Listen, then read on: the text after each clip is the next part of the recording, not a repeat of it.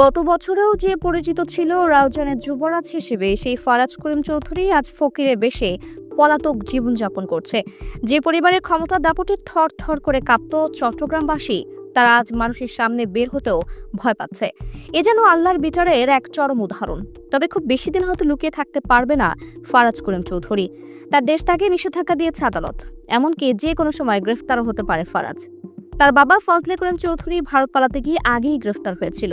এবার তার দুই ছেলে ফারাজ করিম চৌধুরী ও ফারহান করিম চৌধুরীর দেশ ত্যাগে নিষেধাজ্ঞা দিয়েছেন আদালত। ক্ষমতার অপব্যবহার করে অর্থ লুটপাট, দরপত্র নিয়ে বাণিজ্য, শিপ ব্রেকিং ব্যবসায়ীদের কাছ থেকে চাঁদা নেওয়া সহ বিভিন্ন অনিয়ম দুর্নীতির অভিযোগ রয়েছে ফজলে করিম ও তার পরিবারের সদস্যদের বিরুদ্ধে। দুদক বিষয়টি অনুসন্ধান করছে। ফজলে করিম বর্তমানে কারাগারে আছেন। এই অবস্থায় তার দুই ছেলে দেশ ছাড়তে পারেন বলে আশঙ্কা করছে দুদক। এই ফারাজ করিম চৌধুরী একটা সময় নিজেকে রাউজানের রবিন হুড হিসেবে পরিচিত করেছিল। একদিকে তার পরিবার মিলে লুটপাট দুর্নীতি করে জমিয়েছিল টাকার পাহাড়, অন্যদিকে ফারাজ করিম চৌধুরী তা থেকে কিছু দান করে নিজেকে দানবীর হিসেবে উপস্থাপন করত। তবে এই ফারাজেরই ছিল নিজস্ব টর্চার সেল এবং আদালত। ইনকলাব পত্রিকার এক প্রতিবেদনে বলা হয়, দরবার বসিয়ে সবার বিচার করত ফারাজ। লোক দেখানো মানবিক কর্মকাণ্ডের আড়ালে ছিল তার ভয়ঙ্কর রূপ। সাথে আছে বিশাল বাহিনী আর টর্চার সেল।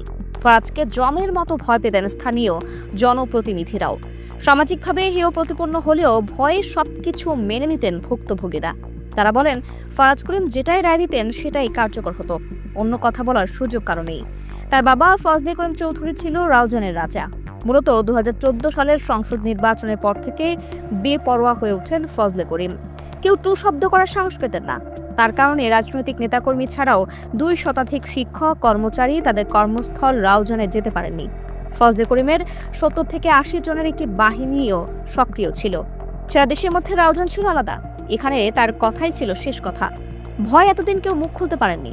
প্রচন্ড ক্ষমতাধর এই পরিবারের পতন যে এভাবে হবে তা কল্পনা করেনি অনেকেই।